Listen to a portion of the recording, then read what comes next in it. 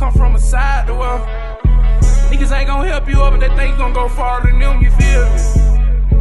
I'm from the West, in case you wondering, nigga. 3 times.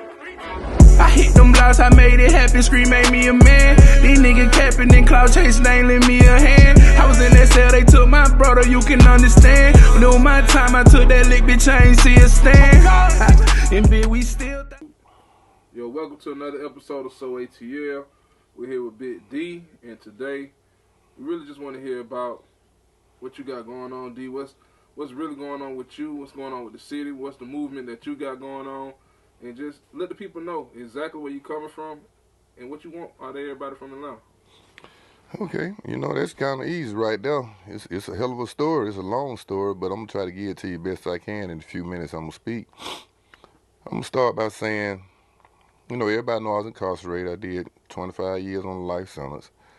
But I think when I got to about my 15th year, I guess I kind of recognized the influence I had over a lot of young brothers in prison.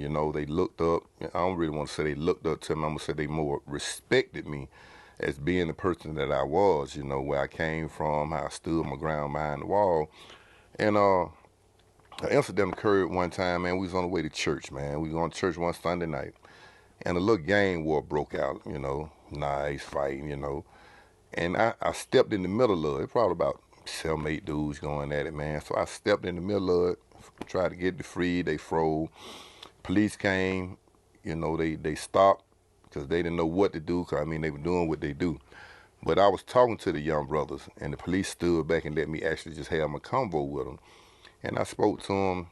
So I was like, man, y'all just chill, man. It ain't worth it. This ain't about nothing. Y'all, it ain't about nothing.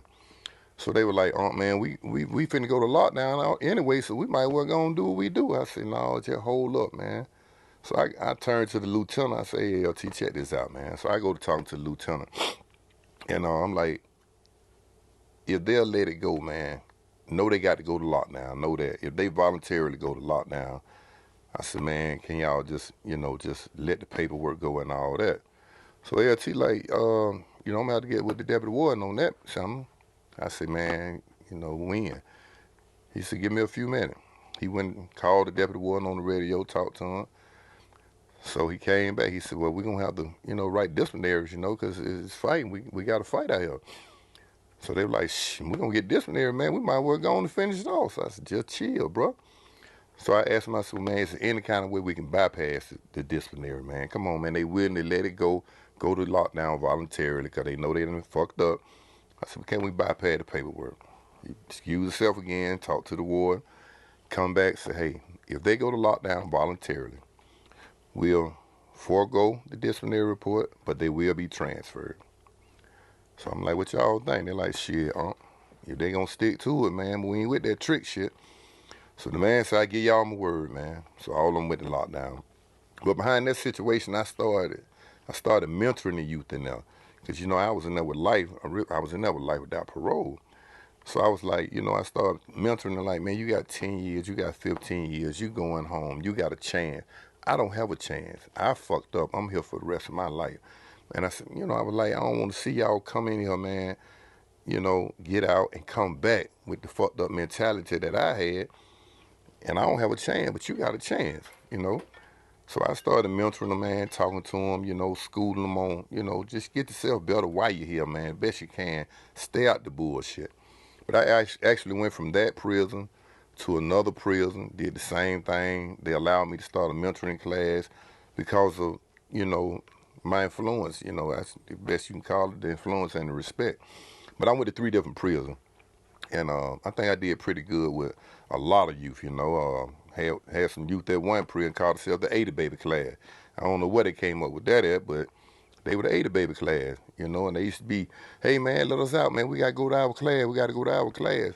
And it made me feel good. And, I came to the realization, I said, damn, D, you finally doing something positive. You doing something right, man. Trying to help these young brothers so when they get out, they'll stay out there, raise a family, get a job, man, be free. And, those years went on. And I guess when I finally did get out, when God blessed me to walk out them doors, I came out here with the same mentality, you know. I was like, man, I want to help the youth, save the youth. I don't want to see them go to prison. I don't want to see them go through what I go through, what I went through. And, you know, and a lot of people think it's a joke behind the wall. It's sweet behind the wall. It's just a little vacation, but it ain't like that, man. You know, prison affects you mentally, physically, emotionally, so many different ways. And a lot of brothers don't make it back out the same way they went in, you know, for various reasons. But, excuse me. But, you know, so when I came out here, I want to do whatever I could to try to help the youth, man, to go on a different direction, you know, because I mean, it took me a few years to get acclimated to society because I was fucked up. I was institutionalized, you know, but I didn't even know it for some years that I was fucked up until it finally dawned on me one day, you know, through a little incident I had. But, you know, ever since then, you know, I've tried to prepare myself to help the youth, man, and try to better them, give them a better, you know, frame of mind, you know, try to let them know that, hey, man, what you into is a losing situation. You know, why keep playing a game that you know you can't win at? You know, life is about winning, it's about progressing, it's more about moving forward, not looking back on, you know, and retracing the steps where you come from. It's about, you know, making new steps, man, going forward. So, you know, since I've been home, that's what I've been into, man. You know, I try to help the youth the best I can with what I have in the way that I can, whether it's, you know, through conversation, referring them somewhere, spending time with them. You know, a lot of children, man, may not be fortunate as others. They might have a pair of shoes they've been wearing 2, 3 years, man. And that affects a child mentally, whether people know it or not, because they're different. They feel less than. You know, I buy them a pair of shoes. And I mean, just a small gesture like that, man, a lot of people be surprised how far that can actually go with a child, man, you know? And I'll never forget this here. This might be funny to some people, but it ain't funny to me still. Trauma. I always thought trauma was when somebody gets shot, get stabbed, get the head busted. You know, I always associated those together. Trauma was an injury, bodily injury. But, and it ain't been but a couple of years ago, probably about 3, maybe 4 years ago, somebody actually explained to me that trauma is mental as well. So I'm like, how can trauma be mental? Trauma is physical. They said, no, trauma can actually be mental, bro. And I had to let them explain it to me. And I was like, damn, I ain't never even looked at life like that, never thought about it. And so once I got that realization that a lot of youth out here are, you know, are affected by trauma for so many different reasons, you know, and it's, some people might look at it and say, hey, man, that's small, that's little. That's to you because you're not the individual. You haven't had to go through what this individual has gone through or is going through, you know. And I just went to testing the water a little bit with them, you know, one by one. And, man, I found out it's so many youth out here, they traumatized, man. You know, it's like kids stay in the hotel with the parents. You know, that's trauma, man, because their friends live in a house with their parents. They have to catch the bus or walk wherever they have to go. But these children parents got a car to take them where they need to go.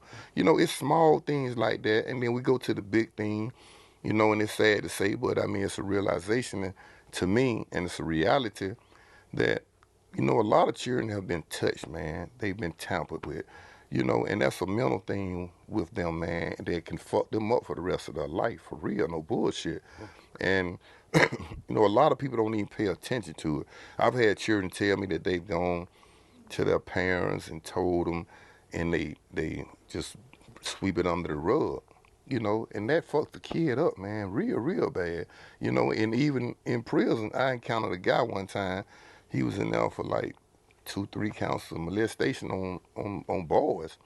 And I asked him, I said, damn, my nigga, you gay, go get you, you know, somebody you can be with. Why you fucking with the kid?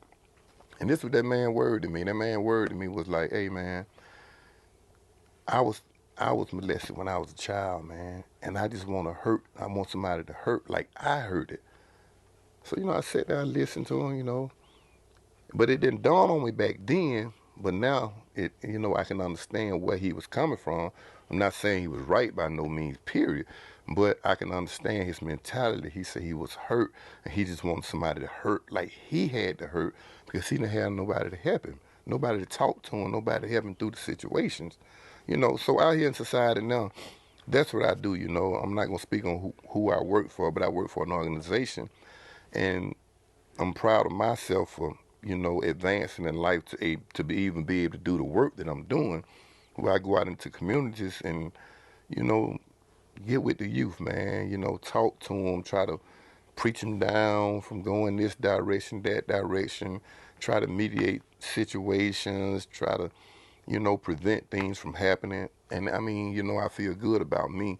I'm growing, but I still got a long road to travel in growth, but that's me today, man. Just being out here to help the community, help our people, and if enough people did those things, our communities could be so much better, man.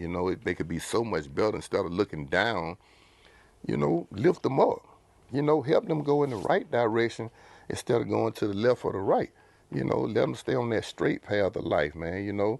And I don't even speak on religion when it comes to these type of things, because religion is something totally different from trying to prepare a person for life, and what they're going to face in the future, how to deal with what they're facing today. Because society is persuasive, man. We live in a persuasive society. So, you got to take the time, man. Just like I heard a Christmas song, love at Christmas or something like that. Man, people need love every day. And not just Christmas time, every day.